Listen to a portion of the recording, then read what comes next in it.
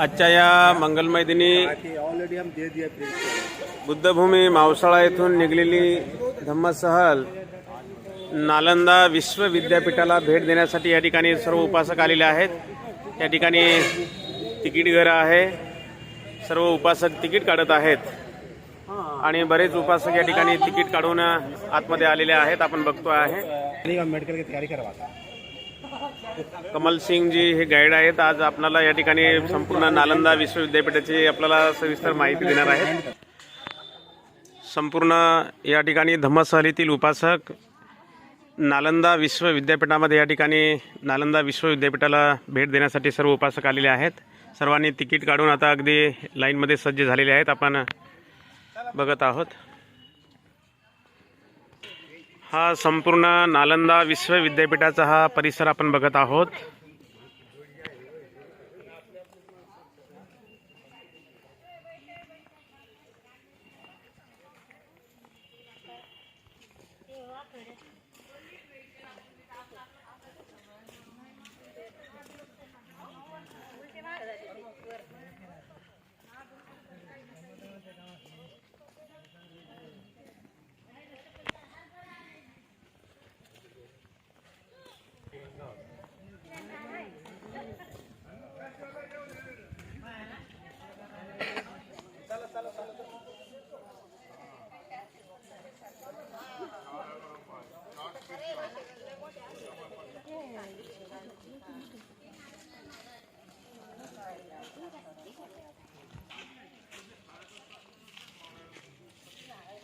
हा संपूर्ण परिसर आपण बघतो आहे नालंदा विश्वविद्यापीठाचा। सर्वप्रथम इस बुद्ध भूमि पर आपका स्वागत, अभिनंदन। मेरा नाम कमला सिंह, पर्यटक मार्गदर्शक। हम लोग विश्व प्रसिद्ध नालंदा महाविहार का अवशेष देखने जा रहे हैं। नालंदा का इतिहास जहाँ तक सूचना उपलब्ध है 5वीं-6वीं शताब्दी ईसा पूर्व बीसी में जाता है। उस वक्त विश्वविद्यालय नहीं था। बौद्ध साहित्य बतलाता है उस समय नालंदा एक उन्नत नगर था, टाउन, जिसमें पावारिक नाम का आम का बाग था। भगवान बुद्ध राजगीर से वैशाली जाते हुए यहाँ कभी कभार विहार करते थे। पाली साहित्य दिग्ग निकाय में ऐसा आया है, एकम समयम भगवा नालंदायाम विहारति पावारिक आम भवन। जैन साहित्य भी नालंदा को राजगीर का वाहिरिया उपनगर बतलाता है, लेकिन यह जगह प्रमुख था क्योंकि महावीर का भी 3 वर्षावास नालंदा में और 11 राजिमों तो कुल 14। नालंदा भगवान बुद्ध के 2 अग्र महाश्रावक सारीपुत्र और मोदगलायन की जन्मस्थली थी। नालंदा तो सारीपुत्र की जन्मभूमि के साथ साथ परिनिर्वाण भूमि भी थी, जहाँ 3री शताब्दी ईसा पूर्व बीसी में मौर्य सम्राट अशोक ने एक स्तूप का निर्माण करवाया था। इतिहासकार तो मानते हैं कि पहला बौद्ध विहार विश्व सम्राट अशोक ने ही बनवाया था, लेकिन संयोग ऐसा है कि खुदाई में अशोक काल के विहार का अवशेष नहीं मिला है। इस आधार पर महत्व इस शहर का तब और बढ़ा जब 5वीं शताब्दी ईसा बाद एडी में मगध सम्राट कुमारगुप्त प्रथम ने एक विहार बनवाया। बुद्ध के लगभग 1000 साल बाद। विहार कहते हैं भिक्षुओं के आवास को, विहार कहते हैं कॉलेज को। कुमारगुप्त के बाद उसके उत्तराधिकारियों ने भी यहाँ विहार बनवाए। 7वीं शताब्दी एडी में कन्नौज के राजा हर्षवर्धन ने विहार बनवाया। फिर 9वीं शताब्दी में पूर्वी भारत के पाल राजाओं ने भी विहार बनवाए। इसके अलावा पूर्णवर्मन, विपुश्री मित्रा भिक्षु और सुमात्रा के राजा बालपुत्र देव का भी इसमें योगदान रहा, जो सुमात्रा अब इंडोनेशिया है। तो ये नालंदा विश्वविद्यालय बौद्ध शिक्षा का केंद्र तो था ही, साथ ही साथ श्रमण संस्कृति का भी केंद्र था, जहाँ सुदूर एशिया महादेश से लोग विद्याध्ययन के लिए आते थे। 7वीं शताब्दी एडी में यहाँ 2 चीनी यात्री आए, जिन्होंने नालंदा के बारे में बहुत कुछ लिखा। आए तो और भी ज़्यादा। एक का मशहूर नाम है ह्वेनसांग और दूसरा जाति इत्से।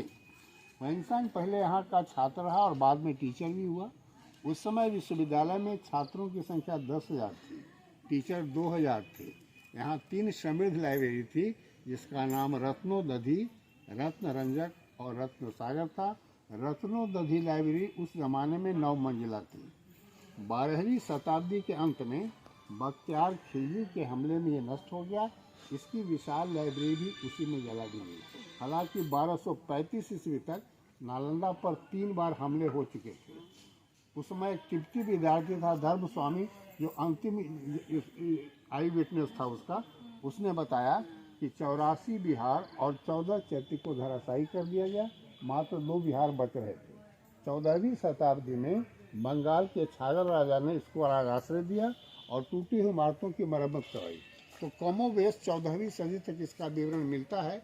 उसके बाद ये साइट फिर दोबारा आबाद नहीं हुआ, इमारत के मलबे से ढका हुआ रहा। यहाँ तक कि इसका नाम तक लोग भूल गए। इस जगह की खोज 1861-62 में ब्रिटिश पुरातत्ववेत्ता सर अलेक्जेंडर कनिंघम ने किया था, चीनी यात्री हुएनसांग के बताए गए विवरण के आधार पर। उसके बाद भारतीय पुरातत्व सर्वेक्षण ने 1915 से 1937 तक 22 साल लगातार इसकी खुदाई करवाई। यहाँ जो चैत्य का अवशेष देख रहे हैं, इसकी खुदाई आज़ादी के बाद हुई, 1974 से लेकर 82 तक। अभी खुदाई किया हुआ एरिया 13 हेक्टेयर का है, जिसमें 2 लाइन मिले हैं। एक लाइन तो बौद्ध विहार है, मोनास्ट्री इसमें 11 हैं, एक दूसरी लाइन चैत्य का है, तो 4 चैत्य अंदर में है, एक वहाँ है और एक गेट के पास। 6 चैत्य और 11 विहार निकाले गए हैं। ये जो रास्ता हम अभी जा रहे हैं अंदर, ये पुराना गेट यूनिवर्सिटी का नहीं है, पुराना गेट नहीं मिला। उस समय चारों दिशा में 4 गेट थे और हर गेट पर एक द्वार पंडित होता था जो एडमिशन की परीक्षा लेता था। चूँकि नालंदा विश्वविद्यालय उच्च शिक्षा और शोध का केंद्र था, इसीलिए इसका एडमिशन टेस्ट तो कठिन था। इसमें जनरल में नहीं, संगोष्ठी में, डिबेट में, उसमें एडमिशन लेना मुश्किल था। क्योंकि जो बहुत प्रतिभा वाले थे उनका एडमिशन होता था 10 में से 2 या 3 का ही, बाकी जैसे वापस जाते थे। वही द्वार पंडित उनका टेस्ट लेता था। टेस्ट कैसा होता था? विषय का और व्यक्तित्व का। 11वीं शताब्दी की सूचना हम लोग को है कि पूर्वी दरवाजे पर जो विद्वान था उसका नाम था सेरब ने, दक्षिणी दरवाजे पर कृष्णाचार्य, पश्चिमी पर रत्नाकर शांति और उत्तरी दरवाजे पर नारोपा द्वार पंडित के रूप में पूछते थे। तो ये गेट में है। हम आपको बताते चलें कि नालंदा विश्वविद्यालय प्रथमतः बौद्ध विहार था, जिसका इस्तेमाल भिक्षु लोग ये वर्षावास के लिए करते थे।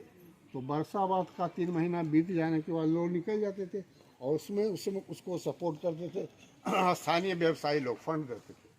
लेकिन विद्वानों के पहले पीढ़ी ने जहाँ अभिधर्म पढ़ाना शुरू किया तो राजाओं का ध्यान खींचा और उसी संदर्भ में कुमारगुप्त ने पहला विहार बनवाया, फिर उसके वंशियों ने बनवाए, हर्षवर्धन ने बना, इस तरह से बनता गया। तो प्राइमरली जो बौद्ध विहार था, तो बुद्ध ने अपने एक टीचिंग में एक जगह पर कहा है कि 100 भिक्षु या 1000 भिक्षु भी बैठकर अगर विपश्यना का अभ्यास करें और परियति अगर नहीं है, अगर अध्ययन नहीं है, तो निर्वाण नहीं मिलेगा। नतीजा हुआ कि बौद्ध विहार में पढ़ाई का काम शुरू हुआ। तो पहले तो अपने साहित्य को पढ़ा, फिर विरोधियों के मत को काटना था उसके साहित्य को पढ़ा, फिर जीवन में उपयोग होने वाले विषयों का अध्ययन शुरू किया। वही विहार विकास करते करते महाविहार हो गया, जिसको अभी की भाषा में यूनिवर्सिटी कहते हैं। पहले तो यूनिवर्सिटी शब्द था ही नहीं, और जब यूनिवर्सिटी हो गई, यूनिवर्सिटी शब्द का प्रयोग इसके लिए मेरी जानकारी में HD संकालिया ने किया था अपने पुस्तक द यूनिवर्सिटी ऑफ नालंदा, तब से ही नाम पर हुआ।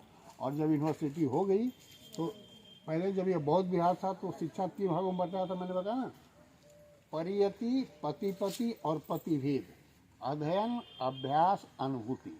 शिक्षा का उद्देश्य जीवन की पूर्णता, निर्वाण हासिल करना था। लेकिन जब इसका दायरा बढ़ा, कई विहार बन गए, तो महाविहार जो हो गया, तो उस समय तक जो भी ज्ञान विज्ञान उपलब्ध थे यहाँ सभी पढ़ाए जाते थे। कुछ प्रधान विषयों की चर्चा हुएनसांग ने किया, जैसे तर्कशास्त्र, धर्मशास्त्र, दर्शन, कला, चिकित्सा, व्याकरण, खगोल शास्त्र, वेद, हीनयान महायान के साहित्य, बौद्ध दर्शन तथा निदर्शन। इतिहासकार राधा कुमुद मुखर्जी का कहना है कि विश्वविद्यालय में प्रतिदिन 100 व्याख्यान आयोजित होते, 100 लेक्चर प्रतिदिन।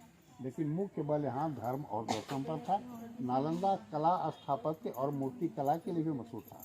जो पढ़ाई होता था लेक्चर के अलावा डिस्कशन का मेथड था। इसी को 14वें दलाई लामा ने साइंस ऑफ द माइंड कहा है।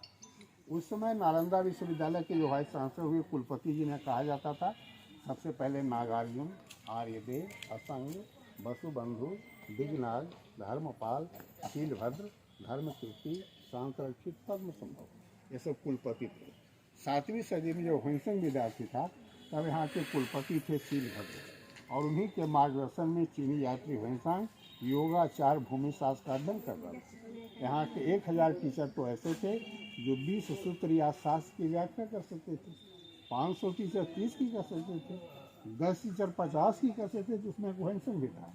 वैसे यहाँ के 10 बड़े विद्वान में एक था और उनके टीचर जो सीलभद्र थे उस समय योग शास्त्र के अधिकारी विद्वान थे। अभी पूरी लाइब्रेरी समाप्त हो गई। सीलभद्र की एकमात्र पुस्तक तिब्बती अनुवाद में सुरक्षित है, उसका नाम है आर्य बुद्ध भूमि व्याख्यान। यहाँ से जो अनुवाद हो गया विदेशों में है, यहाँ तो खत्म हो गया। यहाँ तक यूनिवर्सिटी हमारे यहाँ और पता चलता है ह्वेनसांग के बताए गए विवरण। ये कितने आश्चर्य की बात। इसीलिए नालंदा का शाब्दिक अर्थ बताते हुए कहा गया नालम ददाती इति नालंदा। जहाँ कमल के नाल पाए गए वो भूमि नालंदा है। कमल ज्ञान का प्रतीक माना जाता है, इसलिए नालंदा का शाब्दिक अर्थ हुआ ज्ञान। चलिए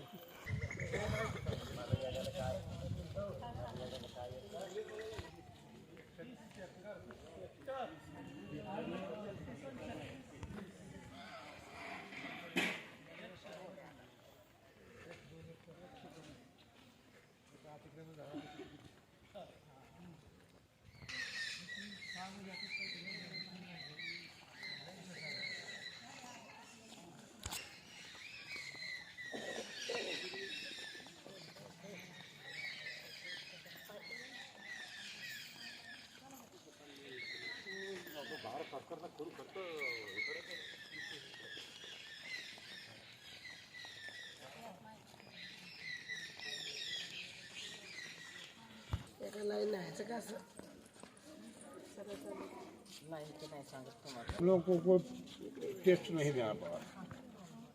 अच्छी बात है। पता नहीं उसमें एडमिशन होता कि नहीं।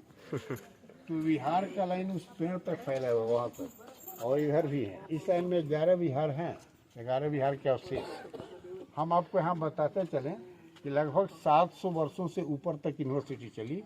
तो एक ही बिल्डिंग काफ़ी नहीं होता, बिल्डिंग खराब होता था, कभी राज्यवृद्धि होता था, कभी आक्रमण होता था, कभी आगजनी होती थी। तो परंपरा ये थी कि पुराने इमारत के मलबे को, डेब्रिस को धार्मिक भावना के चलते अलग नहीं हटाते थे, फाउंडेशन में डालकर ढकते उसी पर निर्माण करते थे। तो हर युग में ऐसा ही हुआ, तो लेवल तो ऊंचा होता गया ना। अब जैसे देखिए यहाँ पर एक विद्यार्थी का एक कमरा है, रूम है। उस टाइम में सब रूम ही थे, फिर कॉरिडोर थी, फिर खुला आंगन है। तो ये लेवल घुस चुका है, सबसे पहले बना सो। इस विहार के बारे में कहा जाता है कि 4 बार ये बना है, 4 पीरियड में अलग अलग। तो ये पहला पीरियड हुआ, ये जब खराब हुआ तो इसको ढक के वो बना 7वीं सदी में, इसको ढक के फिर 9वीं सदी में वो बना। तो ये पूरा लेवल वहाँ तक बना हुआ मिला था, क्योंकि और 2 लेवल नीचे गया तो विभाग ने ऊपर से खुदाई करके हर युग का प्रमाण दिखाया। तो ये हुआ एक विहार संख्या 5, ऊपर वाला विहार संख्या 4। दीवार की चौड़ाई जो यहाँ देख रहे हैं 8 फुट है।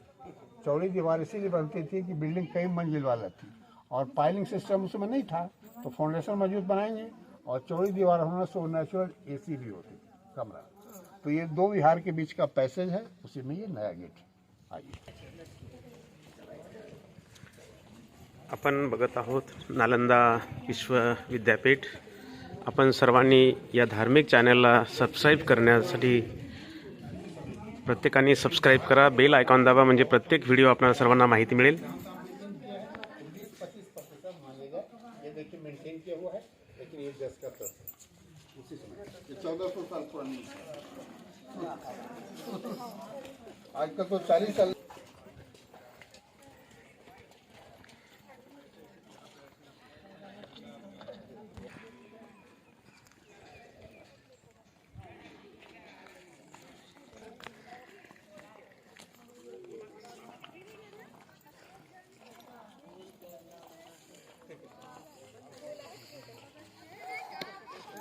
आइए इधर आइए, और थोड़ा सा इधर फैल जाइए, क्योंकि पीछे वाले लोगों को नजर आएगा। थोड़ा सा इधर साइड से सबको दिखाई दे, सबको दिखाई दे।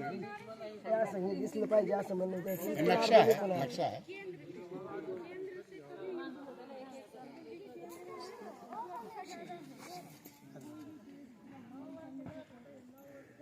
चलो सामने आ जाओ। हम लोग यहाँ से चल के आए हैं, हम लोग अभी यहाँ हैं, ठीक है। हमने 5 नंबर बिहार देखा जो गेट पर था। तो बिहार का लाइन यहाँ से शुरू होता है और यहाँ तक 11 बिहार हैं। माने वहाँ से शुरू होकर के उस पेड़ तक फैला हुआ ये आवासीय व्यवस्था है। 11 ब्लॉक देख रहे हैं ना, 11। सारे बिहार का जो प्लान है एक ही ढंग का है।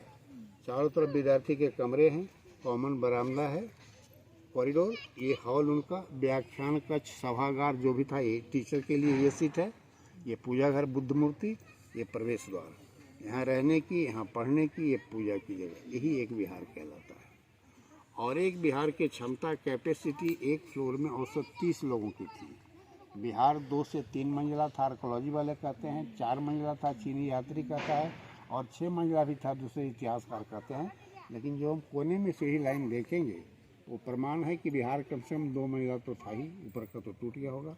तो भी तो 11 मिले हैं। जब यूनिवर्सिटी चल रही थी तो ऐसे ऐसे 108 विहार थे। बिहार का यह मॉडल केवल अपने देश में नहीं, विदेशों में भी है। अफगानिस्तान में है, सिलोन में है, क्योंकि सारे विनय पिटक के रूल के मुताबिक बनाए गए हैं, इसलिए उसमें एकरूपता है। तो इस लाइन में हो गया आवासीय व्यवस्था। ये चौकोर बिहार की शुरुआत हुई थी तक्षशिला में। पहले बिहार का मतलब सिंगल रूम था, एक मॉन्क के लिए एक रूम, एक भिक्षु के लिए। लेकिन इस तरह का बिहार तक्षशिला में शुरू हुआ 1वीं शताब्दी ईसा पूर्व में, BC में। नालंदा में आकर उस प्लान को विकास किया, और नालंदा के प्लान को जो और बुद्धिस्ट साइट है उन्होंने अनुसरण किया। जैसे विक्रमशिला भागलपुर का, उदयपुर बिहार शरीफ का, बांग्लादेश का जगदला, सोमपुरा। तो बौद्ध स्थापत्य में ये नालंदा की देन माना जाएगा। और ये चैत्य है, 4 इस लाइन में है। और स्तूपा साइट नंबर 3 वो धर्म सेनापति शारिपुत्र की समाधि है, जहाँ 7 बार निर्माण हुआ है, यूनिवर्सिटी के पहले भी और यूनिवर्सिटी के भी समय में।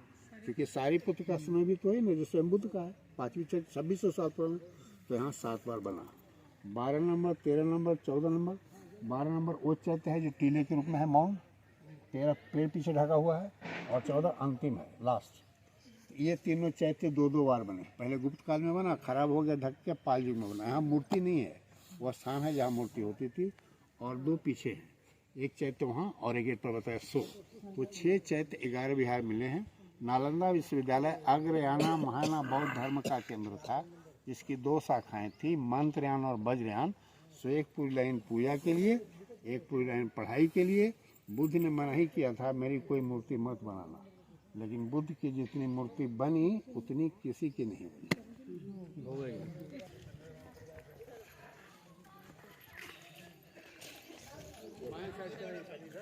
आपण संपूर्ण बघत आहोत नालंदा विश्वविद्यापीठाचा परिसर।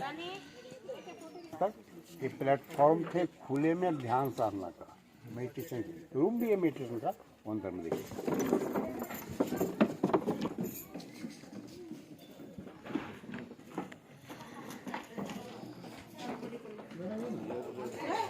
चलो भुला जाएगा।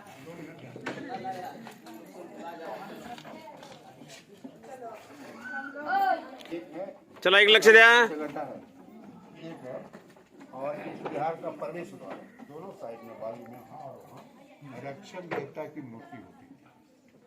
ठीक सामने का कमरा मूर्ति पूजा अगर होता तो वहाँ भगवान बुद्ध की मूर्ति होती थी। परंपरा ये थी कि छात्र और टीचर जाते समय भगवान बुद्ध को नमस्कार करते थे और त्रिशरण को दोहराते थे। नमो तस्सा भगवतो अरहतो सम्मा सम्बुद्धस्स बुद्धं शरणं गच्छामि, धम्मं शरणं गच्छामि, संघं शरणं गच्छामि। 3 बार, क्योंकि त्रिशरण। और ये बिहार अंतर्राष्ट्रीय बिहार भी था जावा सुमात्रा के छात्रों के लिए, क्योंकि जिस समय यहाँ के राजा देवपाल थे, सुमात्रा के राजा बालपुत्र देव ने इसके निर्माण का फंड दिया था। इसकी पुष्टि होती है एक तामिल लिपि से, वहाँ से जो मिली है, इंडियन म्यूजियम कोलकाता में है। उसमें राजा देवपाल ने 5 गाँव की आमदनी इस बिहार के मेंटेनेंस के लिए दिया था, भिक्षुओं के भरण पोषण के लिए और हस्तलिपियों के नकल के लिए। उसमें स्वर्णद्वीप, बालपुत्र और शैलेंद्र राजवंश सबकी चर्चा है। इसी आधार पर जाना कि अंतर्राष्ट्रीय बिहार था। और इस बिहार की खासियत ये है कि बिहार 9 बार बिगड़ा है, 9 बार बना है, उसी फाउंडेशन पर। पुरातत्व विभाग ने खुदाई करके जो कैबिनेट से देखा है, तो हम लोग चलते हैं अंदर देखेंगे। और ये पिलर का वेश है, इसके ऊपर छत कोटी को टाइप ढका हुआ। और बाहर जो बड़ी सी लाइन देखें, ये ढक गया था तो वही सी लाइन वहाँ जाती थी, क्योंकि 9 बार की कहानी है। 9 बाद के प्रवेश बाद का वो था प्रवेश का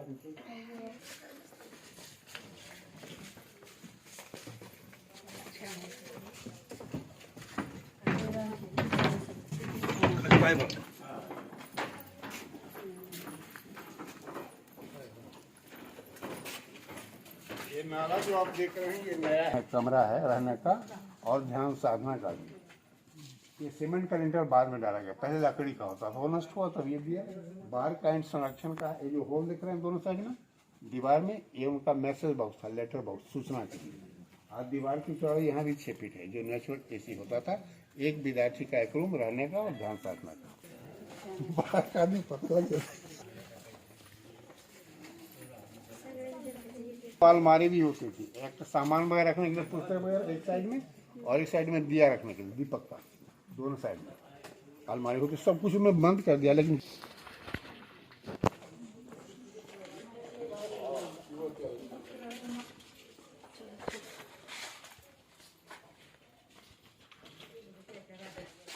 इस रूम में आने का मतलब हमारा ये है कि इस रूम में हम देख सकते हैं कि कुछ पुरानी जली हुई है। ये सब देखिए आग से जली हुई है, ये दीवार भी जली हुई है, और ये संरक्षण वाली है। कमरा कितना ऊंचा होता था, हम लोग होल देख रहे हैं दीवार में, वहाँ लकड़ी का बीम होता था, उसी पर ईंट देके छत होती थी, फ्लैट बराबर, मैंने ऐसा नहीं, वही ऊंचाई है कमरे की। तो इतना ऊंचा था, दीवार 6 फीट थी, तो गर्मी तो कैसे लगेगी। तो नेचुरल एसी था, वो खाली नहीं होती थी, उसका प्लास्टर भी होता था, चूने का, सीमेंट तो था नहीं। ये देखिए पुराना प्लास्टर है, ऐसा कई जगह मिला है, लेकिन इसका ये रंग नहीं है जो अभी उस समय था। उस समय उसका रंग मिल्की वाइट था, एकदम सफ़ेद। इस समय के अनुसार खराब होते ऐसा हो।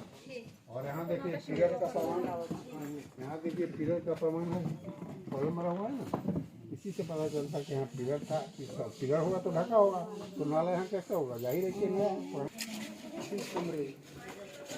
आ रहा है ना, देखिए यही मूर्ति पीठ है जहाँ भगवान बुद्ध की मूर्ति होती थी।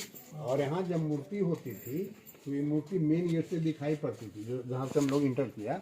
उस समय यहाँ दीवार नहीं थी, पिलर थे, इसीलिए गेट से ही दिखता था। बाकी जो ढांचा इसके बाद का, जब मूर्ति थी तो यहाँ पिलर था, यहाँ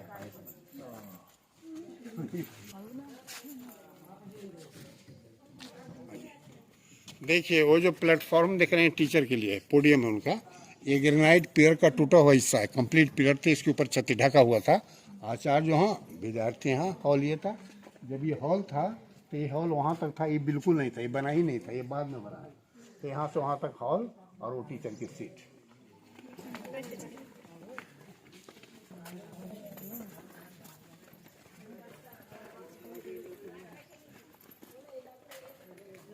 वर्गाकार ढांचा बौद्ध मंदिर था, अंदर बुद्ध प्रतिमा होती थी। गेट पर दोनों साइड चर्चिला अभ्रक का माई का शोर होता था। इस पर उड़ते हुए बौनों की और लता पत्ती की चित्रकारी होती थी। वो पहले टूटा हुआ मिला चमकीला, उसको रिजर्व में सरकार ने रखा। अभ्रक का माइका का नीचे का फोटो में सीधी सूर्य की रोशनी में अभी भी चमकता है, तो ये पूजा का। और उस कोने में कुआं था, पानी का स्रोत। पानी तो अभी नहीं, सिक्के लोग ढूंढ फेंका है, वो है बारिश नहीं हुई इसलिए पानी नहीं है, सिक्का। और वो जो कमरे उनकी ग्रैंडी थी, अनाज का गोडाउन, जला हुआ चावल यहाँ से मिला है, तो बिजली में रखा हुआ है। उसी के आधार पर जाना गया कि अनाज का भंडार था। और उसकी खास बात, उसकी छत मेहराब हुआ है, 8 फीट की बनी है। छत अभी तक ठीक है, क्योंकि लकड़ी का इस्तेमाल नहीं है। अगर लकड़ी होती तो जल जाती या सड़ जाती, लेकिन लकड़ी है ही नहीं, केवल ईंट का बना मेहराब। ये नमूना है भारतीय स्थापत्य का, जाकर देख सकते हैं। वो कुआं और